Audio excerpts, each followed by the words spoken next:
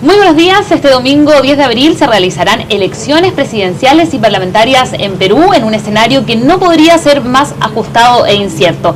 Comenzaron 19 candidatos y solo hoy hay 10 en carrera, y en donde Keiko Fujimori lidera las encuestas. Para hablar sobre eso estamos con Ricardo Cubas, profesor del Instituto de Historia de la Universidad de los Andes, doctor de la Universidad de Cambridge y que además es peruano. Bienvenido. Muchas gracias por acompañarnos. Muchas gracias a ti, Carmen. Buenos días. Han sido elecciones alteradas, han habido distintas acusaciones y además otros candidatos se bajaron. ¿Cómo lo ves tú?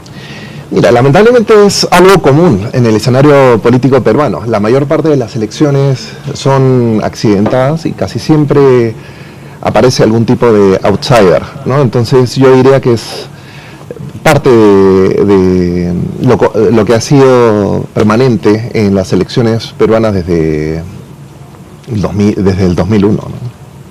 ¿Y qué pasa con estos candidatos que se bajaron? Porque partieron 19, era un gran número de candidatos. Bueno, lo que pasa es que había un buen número de candidatos, pero en realidad eran relativamente pocos los que tenían una oportunidad seria. Por ejemplo, había algunos que nadie los conocía, como Hilario, otros que ya estaban muy desgastados desde el punto de vista político, como Olivera, que bueno, todavía sigue en carrera, pero, ¿sí? pero creo que tiene muy pocas oportunidades.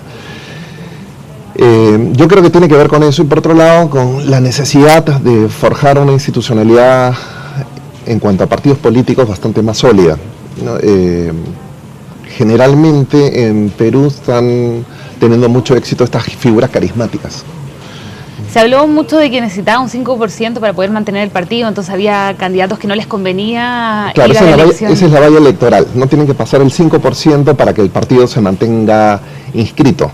Y bueno, hay algunos candidatos como Alan García que se unió al Partido Popular Cristiano, dos partidos que tradicionalmente han sido rivales, para poder alcanzar esta valla, ¿no? ¿Y cómo es el panorama de Keiko Fujimori, que se ha mantenido en el primer lugar, sin embargo igual han habido distintas manifestaciones en su contra? Bueno, yo creo, como dice el analista político Carlos Meléndez, que creo que es bastante lúcido, que ahora las grandes fuerzas políticas en el Perú son dos, ¿no? El fujimorismo y el antifujimorismo, ¿no? Y Keiko Fujimori carga con el legado, pero también con todo el pasivo del gobierno de su padre, ¿no? Entonces, por un lado, bueno, y además es un legado que es transversal a todas las clases sociales, ¿no? Desde la clase empresarial hasta los sectores más pobres en el mundo rural y en el mundo urbano, ¿no? Entonces, si uno hace una encuesta, bueno, si uno empieza a preguntarle a la gente, ¿no? Muchos hablan, se remiten a Fujimori como una época en la cual se puso orden en un país que se encontraba en un verdadero caos frente al crecimiento de los movimientos terroristas, que puso orden en la economía, donde se fortalecieron algunas instituciones esenciales para el desarrollo del Estado, por ejemplo la SUNAT, que es un equivalente de impuestos internos actuales.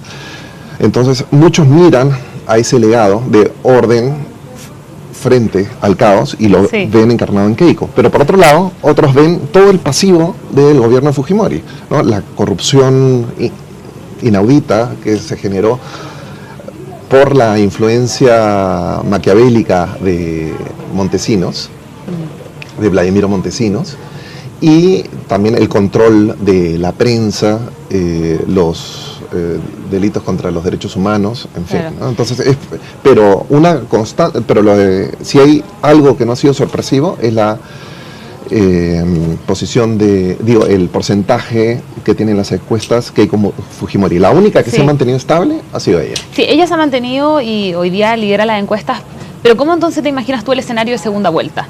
Bueno, en la segunda vuelta, salvo que se produzca algo inesperado, que no sería extraño en el caso peruano, que a veces pasa, Keiko Fujimori pasaría primera en la primera vuelta y en la segunda, el resultado final dependería de quién es el que pase a la segunda vuelta. En estos momentos yo creo que es incierto. Podrían pasar tres candidatos. Podría pasar Kuczynski, podría pasar Verónica Mendoza o Alfredo Barnechea. ¿Tienen más posibilidades los dos primeros, que están ahí con un 15%? Tiene un poco más de posibilidades, pero no me extrañaría que Barnechea pudiera representar también.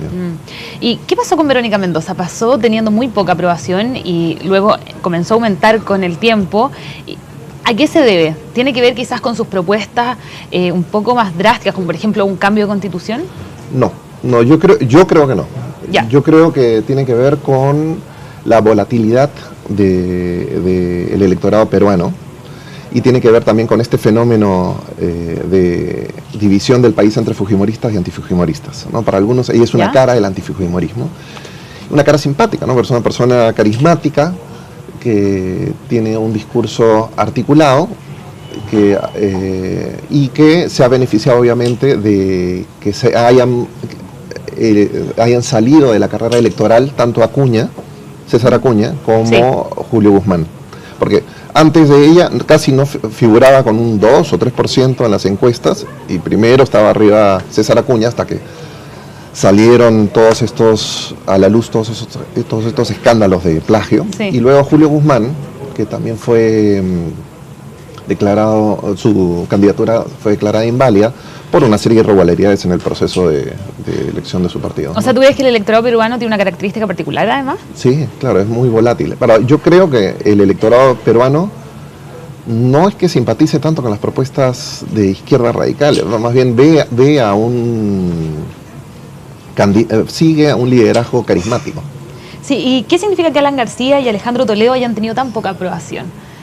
Bueno, fueron presidentes, ¿qué pasa ahí? ¿Qué nos quieren decir? Yo creo que hay una reacción frente a la corrupción, frente a los casos de corrupción. Bueno, y tal vez esa sea una de las razones de el alza de Verónica Mendoza, porque es percibida como una congresista honrada, joven, preparada, en fin, ¿no? En el caso de Toledo hay serísimas acusaciones de corrupción, ¿no? De haber adquirido una serie de propiedades de manera irregular, por lo menos no ha dado explicaciones satisfactorias al respecto. Y yo creo que en el caso de Alan García le ha golpeado muchísimo el caso de los narcoindultos, ¿no? Se indultaron a muchísimos presidiarios y muchos de ellos involucrados en el tema del narcotráfico, y en un país en el cual hay un reclamo muy grande por la seguridad pública, en el cual se está deteriorando la sensación de seguridad en la gente. Y al ver los casos de narcotráfico a nivel internacional, esto claro, obviamente repercute, ¿no? Repercute de manera muy fuerte, ¿no? ¿Qué pasa con los peruanos que están aquí en Chile? ¿Cómo se manifiesta? ¿Es un gran número? Sí, no somos cerca de 100.000, 96.000 me parece. ¿Por quién se inclinan? No lo sé, la verdad que no lo sé. Yo creo que se debe reflejar lo que está pasando en Perú, ¿no? Que debe haber una proporción muy fuerte que van hacia Keiko y después se reparten entre Kuczynski, Mendoza y en menor medida en Barnechea, ¿no? Por último, tú como peruano, ¿cuál es tu opinión personal o cómo cambiaría el escenario en Perú en el caso de que saliera electa Keiko Fujimori, Verónica Mendoza o Kuczynski? ¿Cuáles crees tú que, por ejemplo, en el caso de que saliera uno, se mantendría la línea que está hoy día en Perú o que quizás si saliera el otro habrían cambios muy drásticos? O sea, la pregunta es si es que ganara Verónica Mendoza o Kuczynski en la segunda vuelta. Claro, o si incluso ganara Keiko Fujimori, digamos. Bueno, si gana Keiko Fujimori, o si ganan tanto Keiko Fujimori o Kuczynski, yo creo que el modelo económico se va a mantener, no va a haber cambios drásticos en la Constitución. Creo que en algunos ministerios claves van a elegir a algunos tecnócratas, como ha estado haciendo desde los años 90. En el caso que suba Verónica Mendoza, yo creo que ella va a intentar hacer algún tipo de reforma un poco más radical, tal vez impulsar un estado de bienestar social, pero creo que no va a tener tantas herramientas políticas para hacerlo. Primero porque las encuestas dicen que el partido de Keiko Fujimori va a tener mayoría en el Congreso y la segunda fuerza política sería la de PPK. O sea, no tendría la suficiente mayoría en el Congreso para poder impulsar estas reformas. Y por otro lado, el escenario internacional latinoamericano tampoco la ayudaría. Es una época en la cual la izquierda está en plena caída, ¿no? Y con un gran desprestigio. Ahora, entre PPK y Keiko, yo creo que PPK podría hacer un gobierno con una oposición menos fuerte. ¿Ya? En cambio, Keiko, si bien tendría mayoría en el Congreso, tiene un gran rechazo por parte de un sector de la prensa, un sector de la sociedad civil. Entonces creo que la oposición, el recelo, sería bastante más grande en la calle, ¿no? Con Keiko. Con Keiko, que con Kuczynski. Perfecto. Muchísimas gracias, Ricardo. Bueno, a ustedes los dejo invitados, por supuesto, a seguir informándose en emol.com.